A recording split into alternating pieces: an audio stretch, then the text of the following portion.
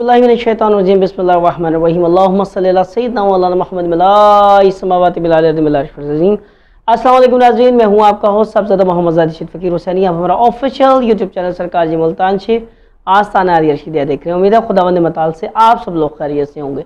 आज आपके साथ बहुत ही नायाब वीडियो के साथ हाजिर है। और नया वीडियो मौजू क्या है, बहुत ही कुरान पाक की मैं आज आपको वो आयत बता रहा हूँ जिसमें इसमें आज़म छुपा है। और आप जानते हैं अगर आपके इसमें आज़म का पता चल जाए और उसका विर्द आप तवातर से पढ़ें और विर्द तवातर से करें तो आप रूहानी दर्जात इतनी तेज़ी के साथ हासिल करते हैं, रूहानी मंजिलें, कि आपकी सोच उस मुकाम तक पहुंच ही नहीं सकती। तो वजीफ़ा क्या है, देर नहीं करूँगा अपनी वीडियो के टाइम को बढ़ाने के लिए जल्दी से आपके साथ बयान कर देते हैं। वल हक़्क़ु इल्लाहु वाहिदुन ला इलाहा इल्ला हुवा रहमानुर रहीम, इसी के अंदर इसमें आज़म छुपा है। तो जो लोग अक्सर मुझसे कमेंट सेक्शन में सवाल करते हैं बार बार कि जी आप हमें बताएं कि इसमें आज़म क्या है, आज आपको बता दिया। और ये वजीफ़ा वल हक़्क़ु इल्लाहु वाहिदुन ला इलाहा इल्ला हुवा रहमानुर रहीम, आप ये पढ़ें और इसकी तादाद के मुतालिक मुझसे सवाल न करना कि 4 बार, 100 बार, 200 बार, 500 बार।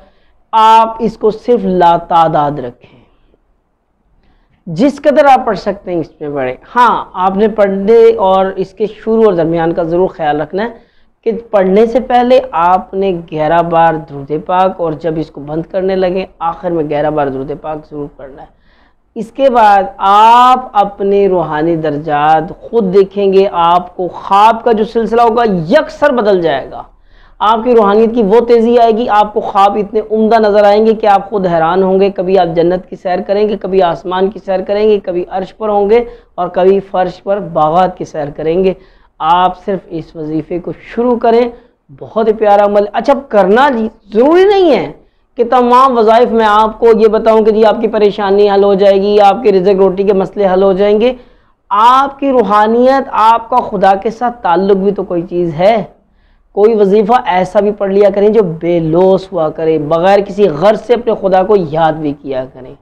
तो अच्छा ताल्लुक़ तो वही होता है जो बग़ैर किसी गर्ज के, बग़ैर किसी लालच और बग़ैर किसी मुफाद के हो।